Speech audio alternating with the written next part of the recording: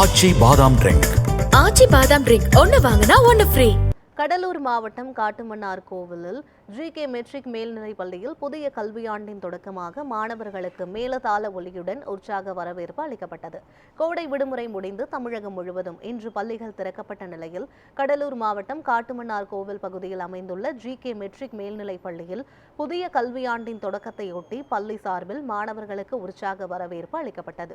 மேலும் வருகிற கல்வியாண்டில் 100% தேர்ச்சி வேண்டி பள்ளி சார்பில் ஏற்பாடு செய்யப்பட்ட சிறப்பு பூஜையில் மாணவர்கள் மற்றும் பெற்றோர் கலந்து கொண்டனர். அப்போது கல்வியின் முக்கியத்துவம் குறித்து பள்ளி தாளாளர் ஜி.கே. குமாரராஜா உரையாற்றினார்.